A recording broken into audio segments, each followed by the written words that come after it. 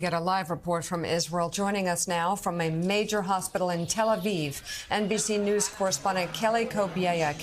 Kelly, what's the latest from there?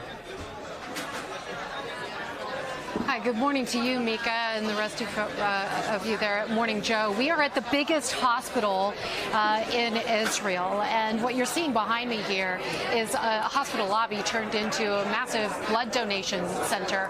People are lined up all the way down the hallway. One man said that he came here on his lunch hour and was told to come back in 3.5 hours. The wait is that long. This is the kind of response we're seeing now on what is day 4 since that operation, that assault from Hamas militants on Israel.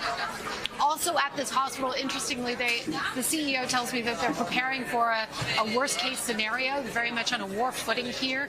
The underground parking garage, which is a multi-layer parking garage, is now being turned into a hospital. So they're setting up kidney dialysis machines. They can have life support machines down there. There are sockets in the walls. The parking bays have slots marked out now for patient beds. And he says they'll start moving patients down there over the next couple of days, just so that they're out of harm's way, away from the towers, in case there is some sort of massive missile strike here in Tel Aviv. So those are the kinds of things happening just in this hospital, again, the largest hospital in Israel. And on top of that, they are also treating people who survived some of these attacks, and we're hoping to talk to some of those patients a little bit later today.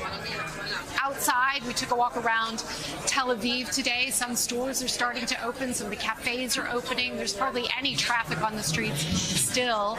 We spoke to one woman who said she has 3 children who are in the military right now, one of them a fighter pilot. Her daughter is pregnant. She said everyone here is still kind of in a state of shock, but trying to move forward, trying to get back into the flow of daily life, knowing that so much has changed, but needing to somehow get through these next few days, just get into some sort of normal pattern.